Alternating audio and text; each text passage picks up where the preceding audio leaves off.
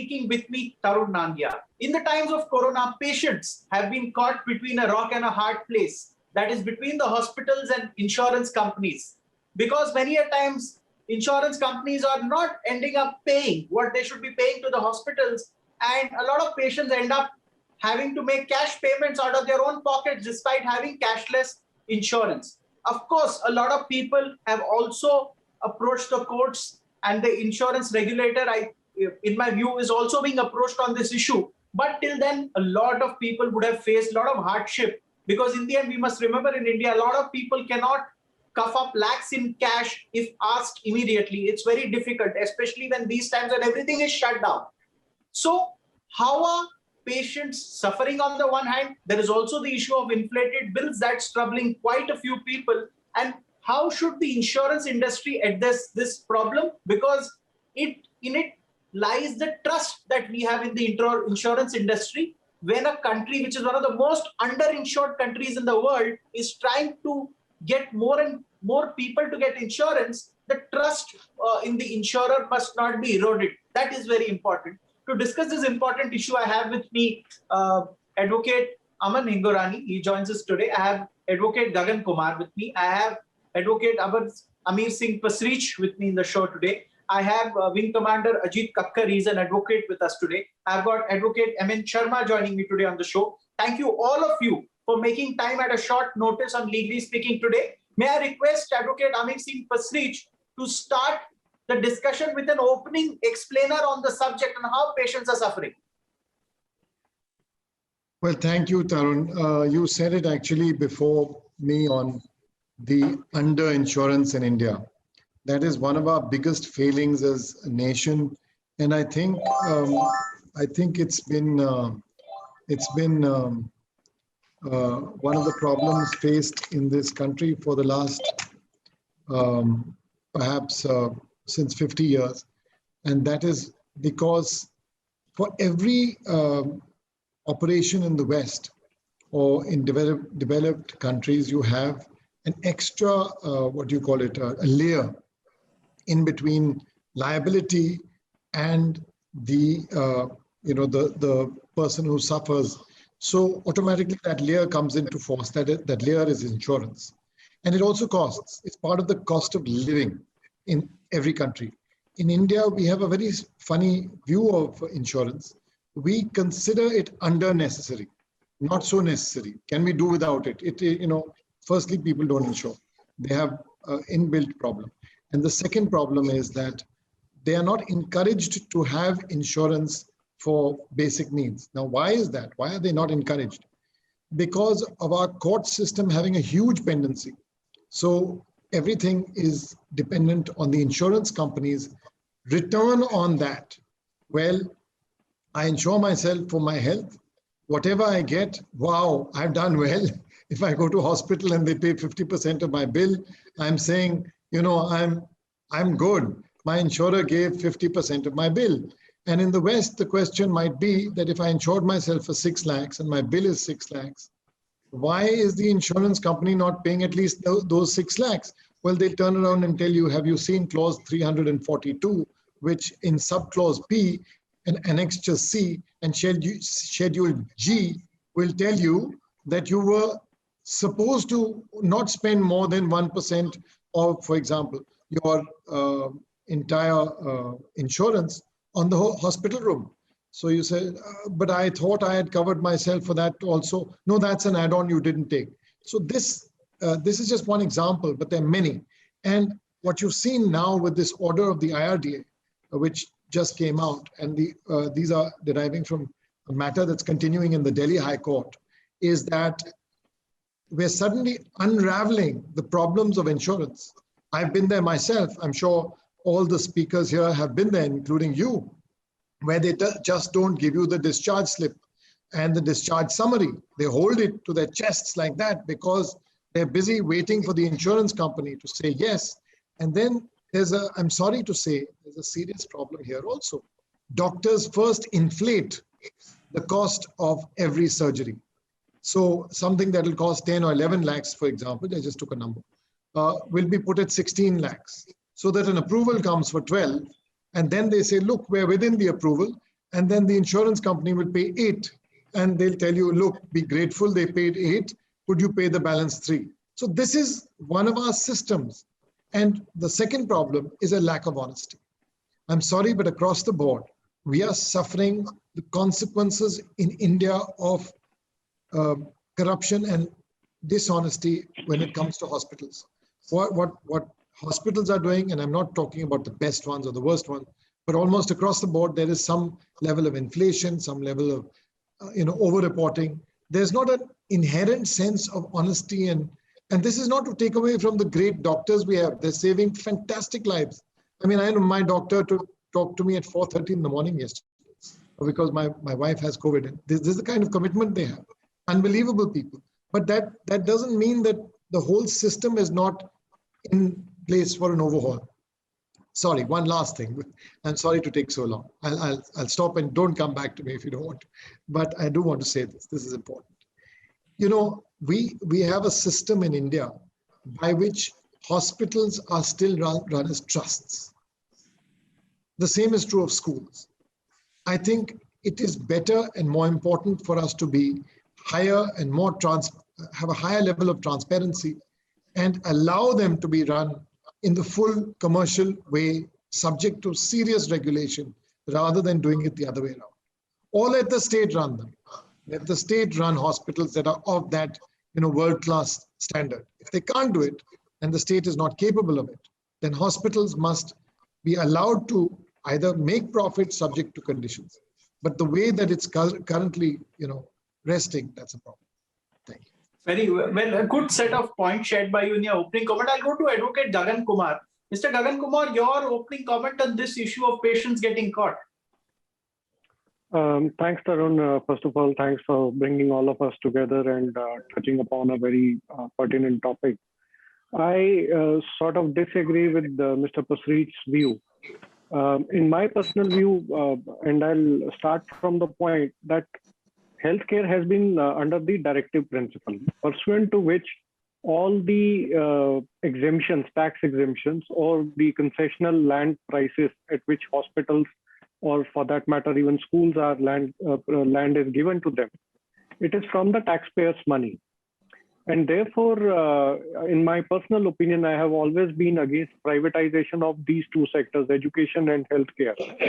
Reason being, if you look at the current scenario, most of the corporate hospitals are getting funding from in the form of private equity or financial institutions investment, and where the revenue is gauged as qua per bed.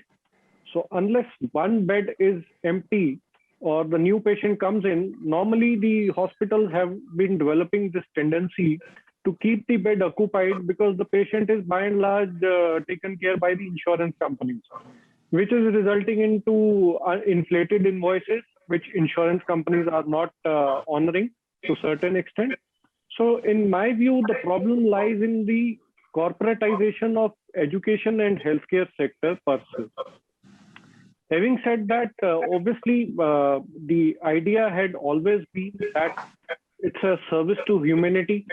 And talking in the context of current scenario, where we are going through a monumental crisis, it obviously nauseates anyone to know the abhorrent profiteering which some people are doing in this sector. So the kind of pain which a patient is going through, first finding a hospital, and if you look at the profile of the patients in the current scenario, not everyone is coming from a high net worth individual or family or a well-off family. So as it is, their insurance coverage is minuscule or a bare shell. And on top of that, if they were to shell out lakhs of rupees on a per day basis to get a bed, obviously it drains out, and then many a time patients are not in a situation, or the families are not in a situation to take care of those patients, and we are losing many precious lives. All right, thank you, Tarun, for inviting all of us here. And I do share some of the views which my friends before me have said, but I have a little different perception of this. You see, the healthcare sector in general, hospitals in particular, there's a systemic need for regulation. And it's beside the regulation which we currently know of. This pandemic has given new kind of problems for us, which were not seen before, because it was being, as rightly Amir said, there's under coverage of insurance and all that. And I believe we are talking about the private sector. We're not talking about the government sector. So I'm confining myself to the private sector only. So as far as the private healthcare is concerned, the point is that right now what we are facing is an unprecedented situation. So we have got reports where the hospitals are even not caring, are not even honoring the cashless treatment. They're refusing. You see, they are saying that even we don't care. I mean, and there have been public interest litigation has been filed, and the government and the High Court had to actually come down, and the IRDA actually took a suo motu cognizance also and directed all the insurance companies to honor, and also the hospitals. So this is something which is unprecedented. So basically, it's a systemic, malaise which has come up. But the issue is that there is lack of transparency in the hospital system. You see, there is a particular study which has been done recently by a regulator called Competition Commission, which has come out with it that there's a lack of transparency. There are vertical agreements which the hospitals have with the diagnostic labs and all, which is already going on. But now this pandemic actually has given rise to situations which were not known before. Because because the hospitals are also not able to cope. I don't blame them to an extent. B, the very basis of commercialization, the monetization of the plight of the people now. You see, the people are dying.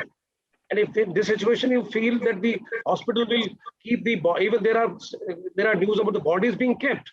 I just read a news very recently that for 5-6 days the body was kept. And they did not even declare that the patient is dead. This news came, it's so horrific, I tell you. So the point is that there is a need to actually overhaul the whole entire system of the hospitals in this country. The vertical arrangement which they have, there's no transparency whatsoever. You have to go to the same pharmacy, you have to go to the same diagnostic lab. Everything is well planned. And then we got the issue of branded generics, which is unique to India. So this doesn't happen anywhere in the world. So aspirin tablet, my God, it costs 100 times. So the study actually comes out and shows that 1,000 times even the profits are being made. That is in the normal circumstances. But right now, what is happening is mind-boggling, I tell you. The insurance companies are not even honoring, and the IRDA has to come heavily on them.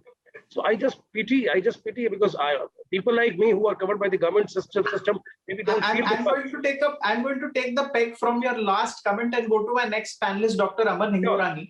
I'll be ready to take up again. Thank you. Yeah, Mr. Hingorani, insurance companies are not paying, but do they also have a reason not to pay? Because do they feel that hospitals have overcharged?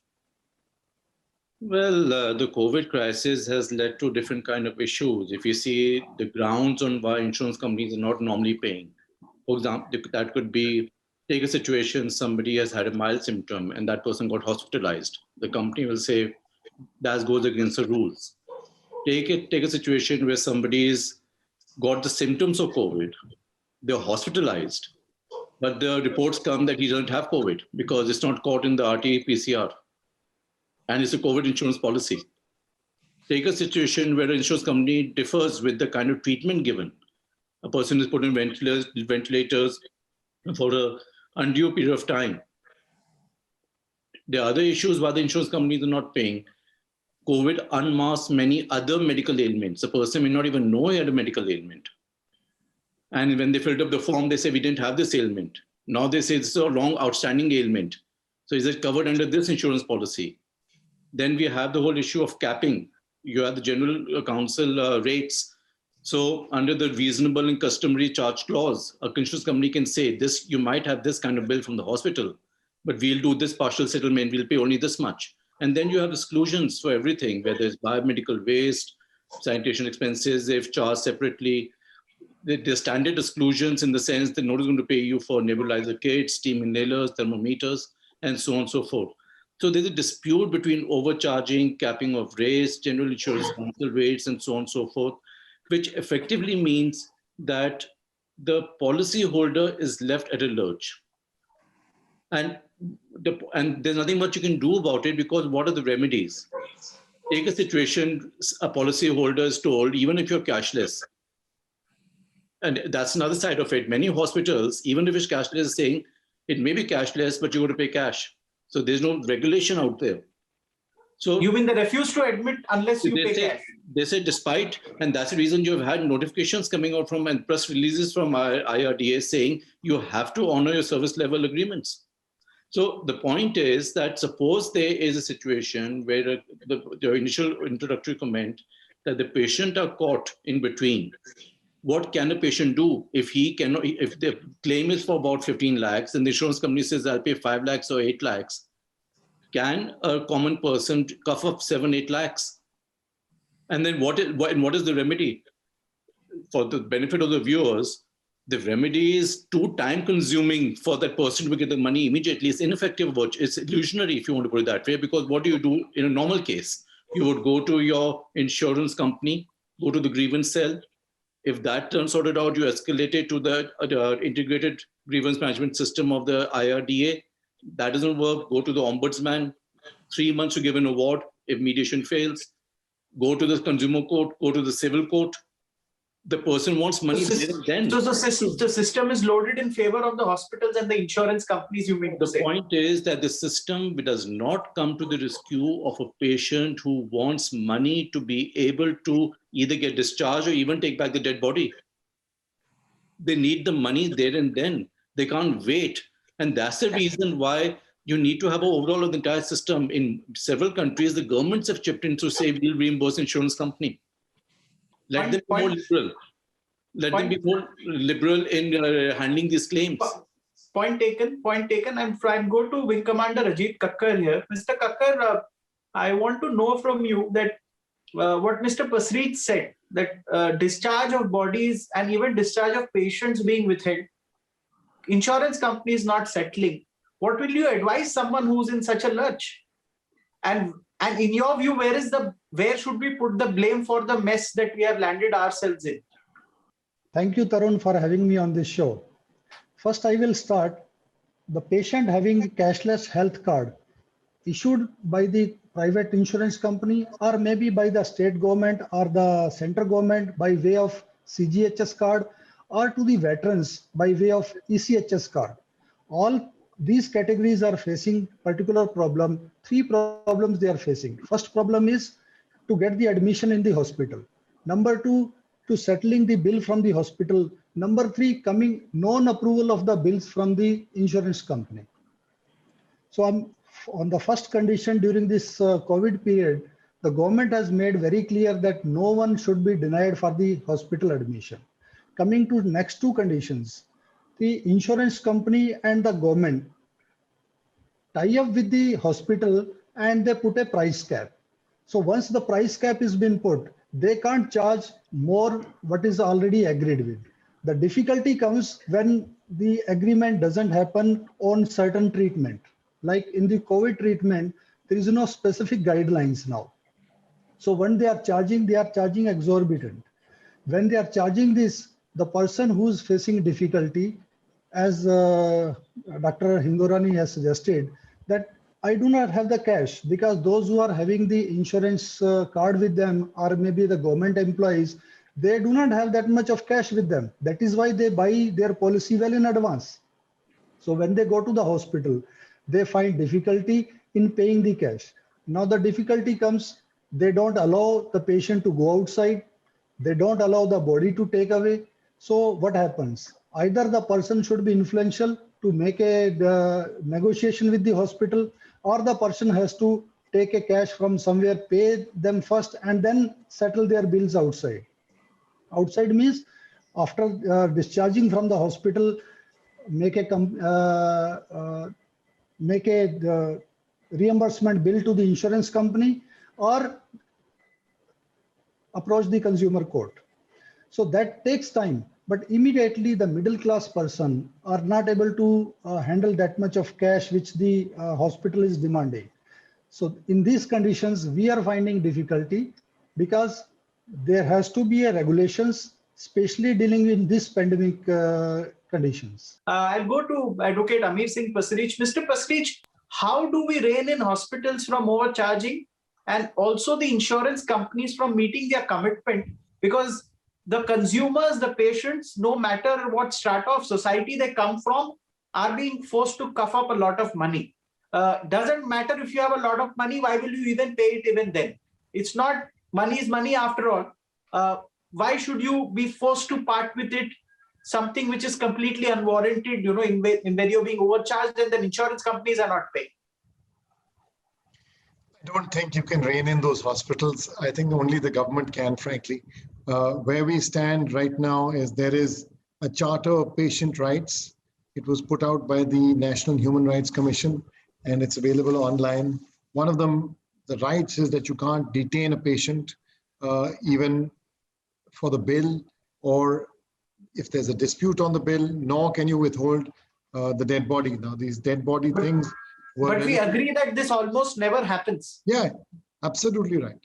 And this dead body thing was rather uncommon, so you didn't see it. And nowadays, unfortunately, we've got so many people dying that it's become common that they're holding back the dead body and not discharging the body until they've got their payment. There's a bit of a balance there to be struck, because sometimes people die and it's not necessarily the hospital's fault. The other side is Gagan Kumar Saab had mentioned, you know, he disagrees with me. I think maybe he misunderstood one thing. I'm not supporting private enterprise here. I'm just making you conscious of one very important thing. Most of the hospitals that are private are trusts with this shadow of private limited companies behind them. And the private limited companies are managing all revenues. I happen to have dealt with them. I see, several hundred crores of revenue coming in to the manager, which is private. So what I said, and I'm reiterating, is that the government needs to lay down guidelines for private enterprise in the health sector. Now, that is not something that is alien and not known to the government.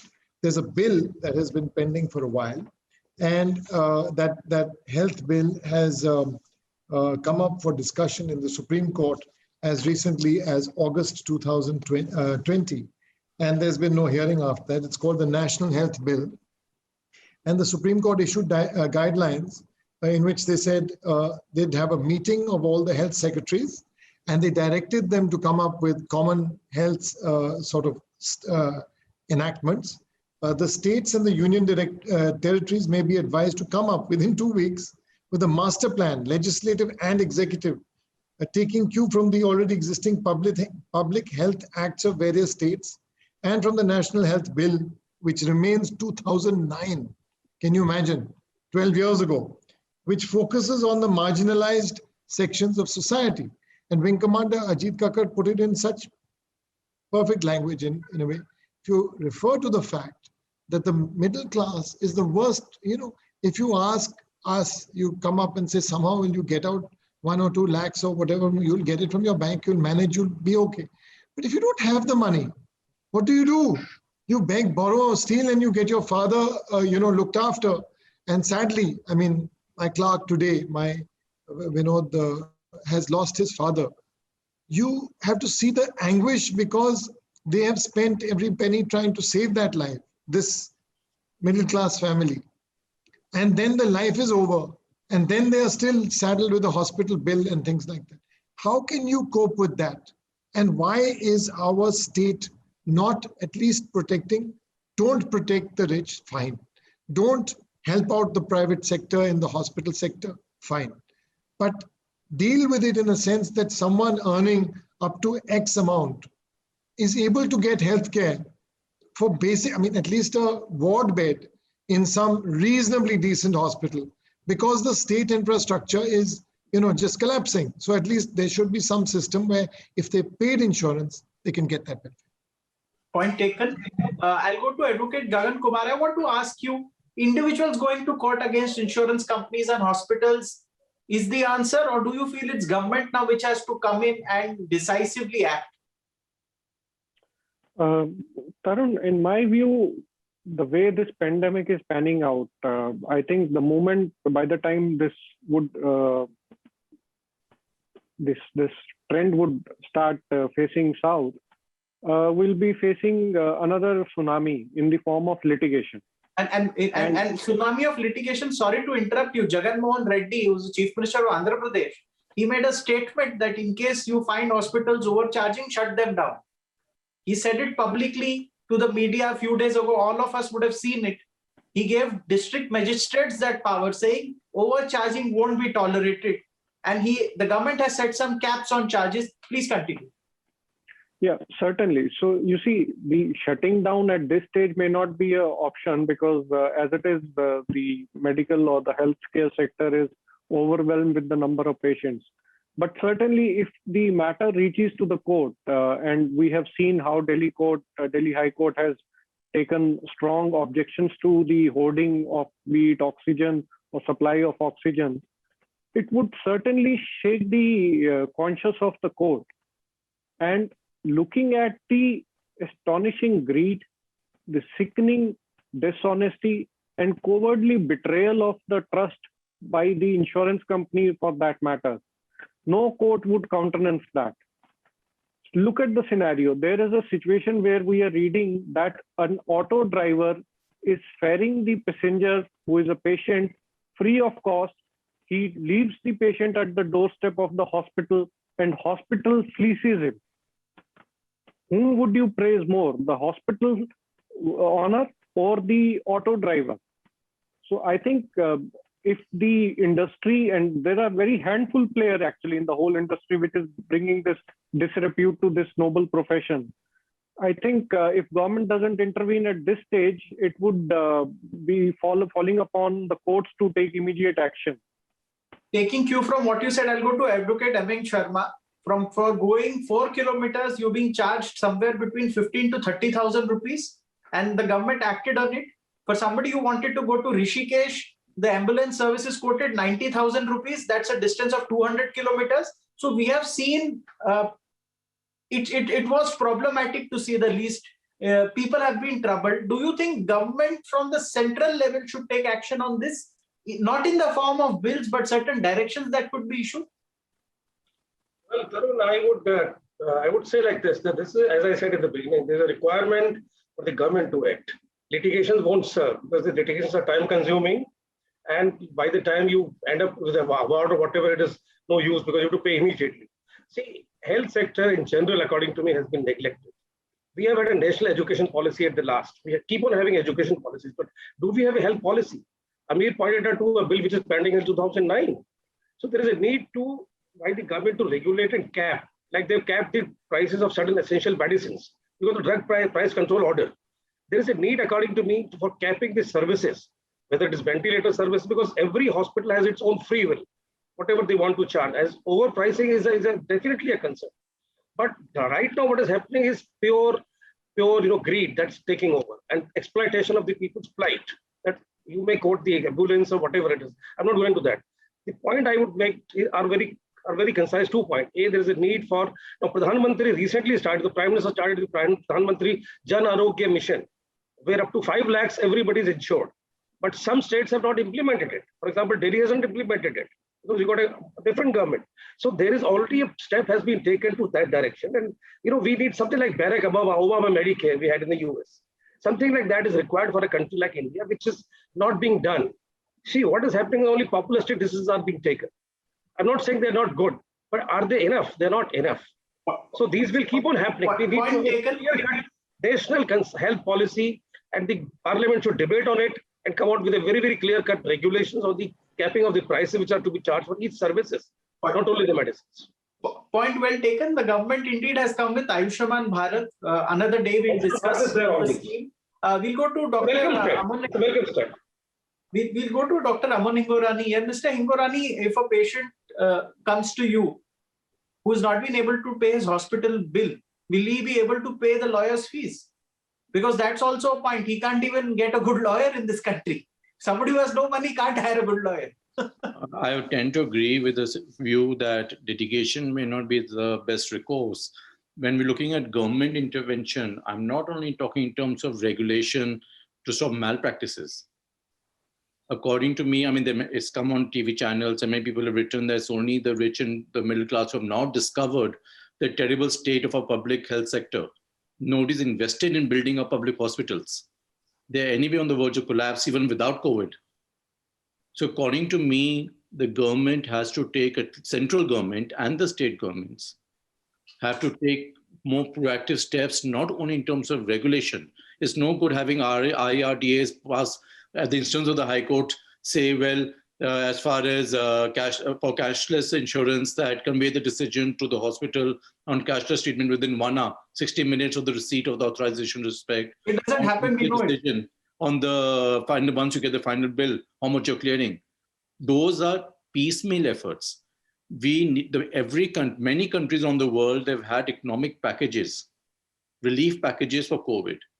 One segment of that is to take off the burden from the insurance company. And insurance company is also a company, end of the day, it can't go bankrupt.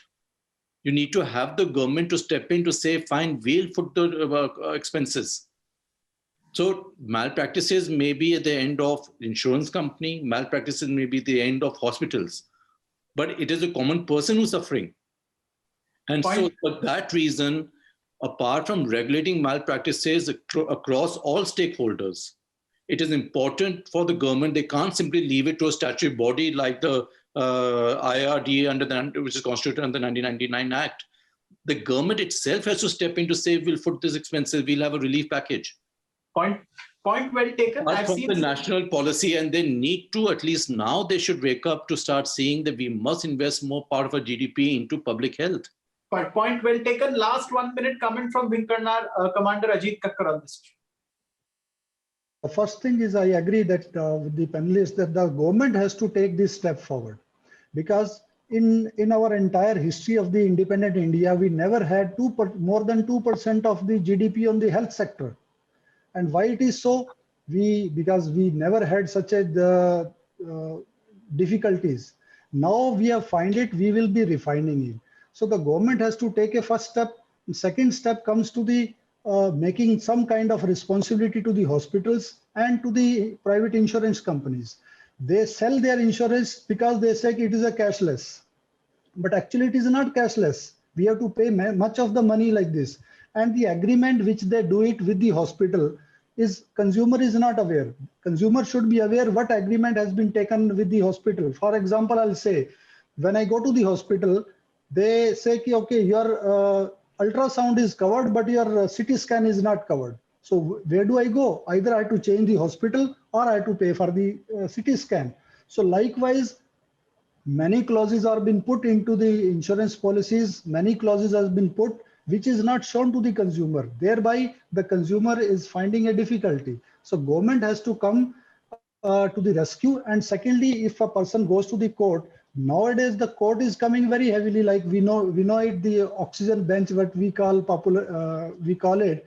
So the court is also coming for our rescue. But first, the government has to take a step. Point very well taken. Thank you so much, Wing Commander Ajit Kakkar, Advocate Amar Singh Pasreech, Advocate Gagan Kumar, Advocate M.M. Sharma, Dr. Aman Ingorani. Appreciate you joining us today. I hope the viewers like the show too. Thank you so much. Thank you.